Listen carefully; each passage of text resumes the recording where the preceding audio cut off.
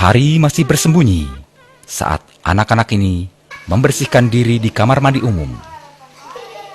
Beberapa yang tidak mendapat tempat memilih empang untuk cuci muka dan gosok gigi.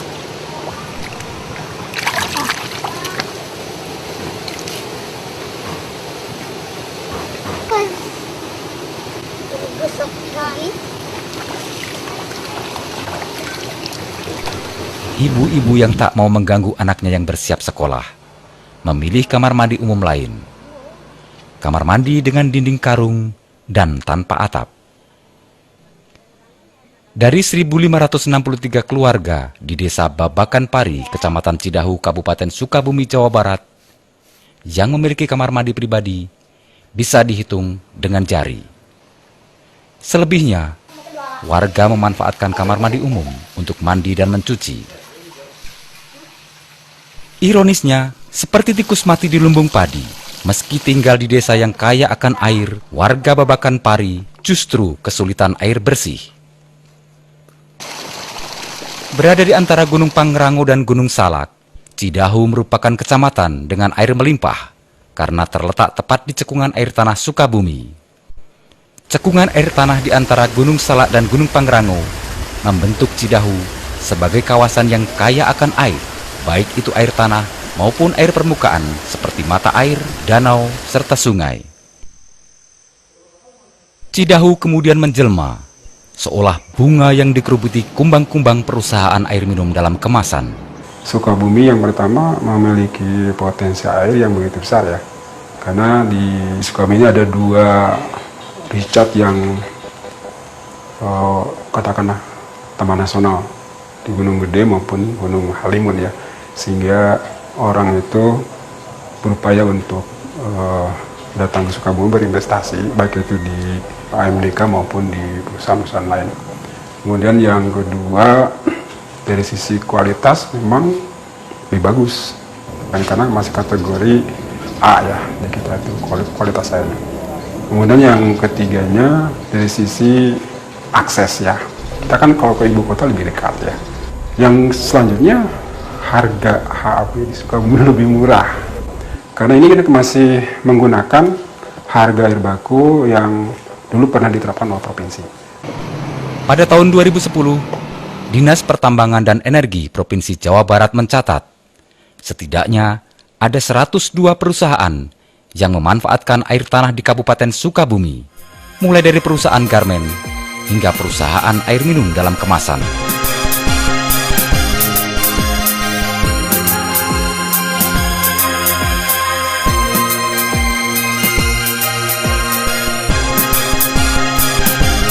Beberapa perusahaan ini merupakan penghasil produk minuman yang dikenal luas, seperti Aqua, Pocari Sweat, Krating Daeng, UC 1000, Susu Indomilk, serta Yakult.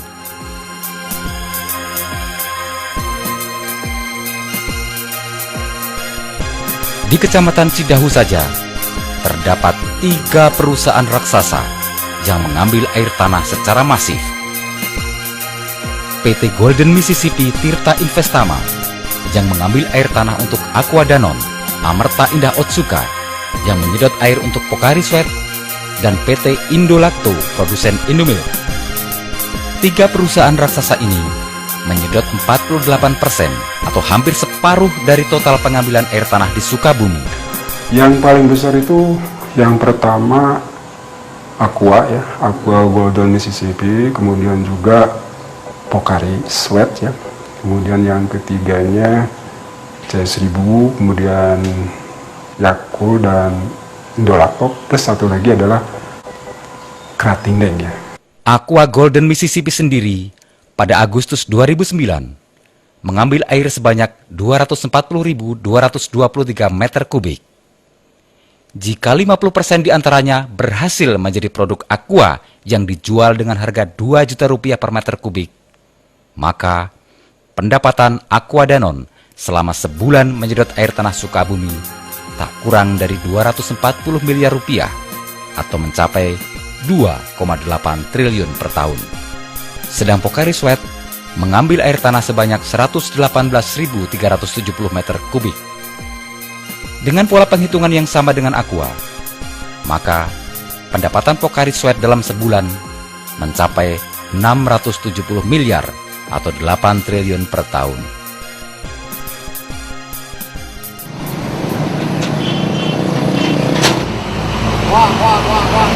Keuntungan ekonomis besar yang ditangguh perusahaan pengambil air tanah justru menjadi ironi bagi warga Babakan Pari.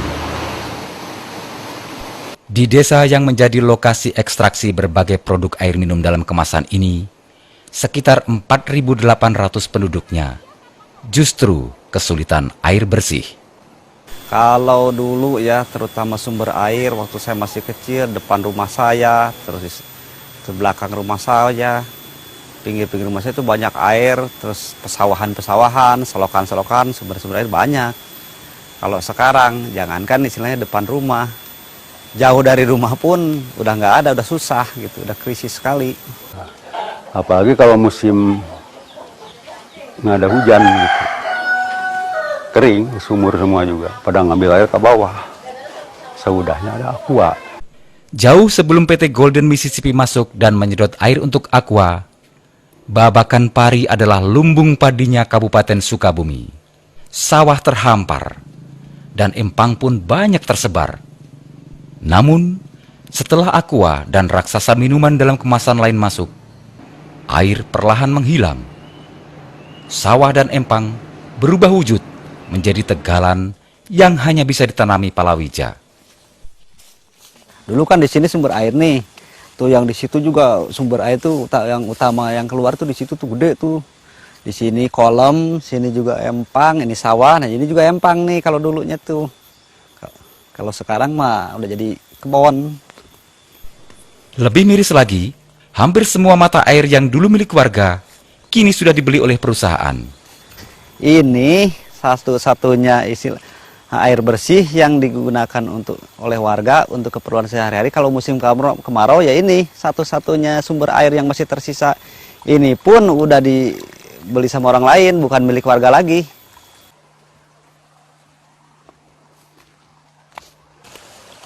Nah, inilah sumber mata air Babakan Pari yang diambil. Sedangkan sebelah kiri saya ini sumber mata air milik PT Agrabila Tirta. Sedangkan yang sebelah sini adalah sumber mata air milik aqua.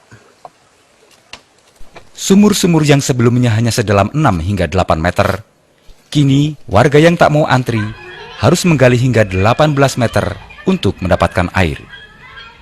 Itu pun akan kering saat kemarau datang. Masuknya perusahaan-perusahaan ini juga membawa dampak pada rusaknya jalan.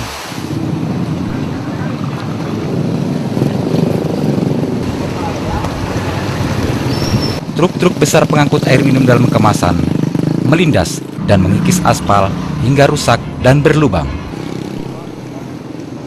Rusaknya jalan juga berdampak pada akses anak-anak mengenyam bangku pendidikan. Mereka harus berjalan kaki hingga 2 km untuk bisa ke sekolah yang juga jauh dari layak.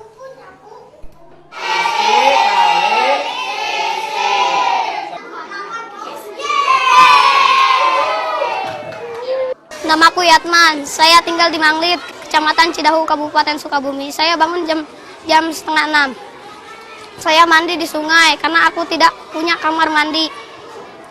Terus aku pergi ke sekolah jalan kaki sejauh 2 km sama teman-teman.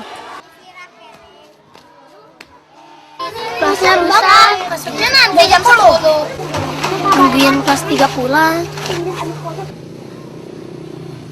Seolah mengulurkan tangan, sejumlah perusahaan air minum dalam kemasan memberikan bantuan berupa kamar mandi umum.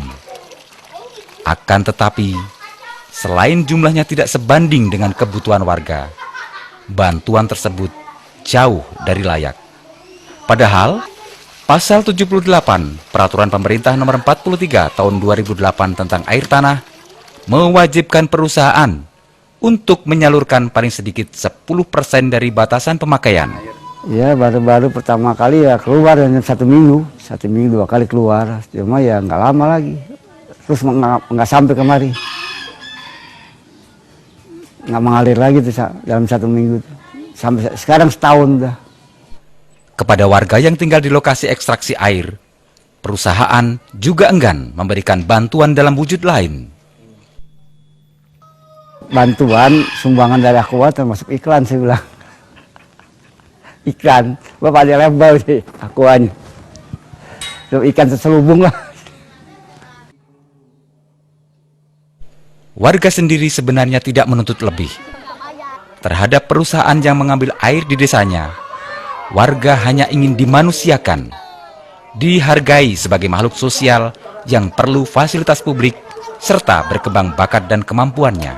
Kalau perusahaan kayaknya belum memperhatikan lah gitu, belum memfasilitasi masalah olahraga di sini gitu. Ya kalau di luar sana sih saya lihat di TV-TV itu banyak sekali gitu iklan-iklan kayak gitu. Cuma kalau di wilayahnya sendiri nggak ada sama sekali. Sumbangan pabrik terhadap daerah juga sangat timpang.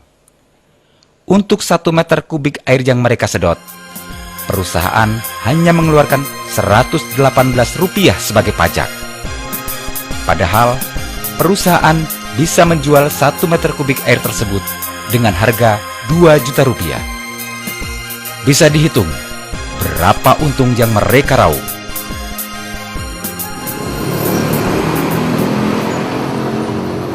Lahir dan hidup di daerah yang kaya akan sumber daya air, warga justru mengalami krisis. Mandi dan mencuci dengan air keruh.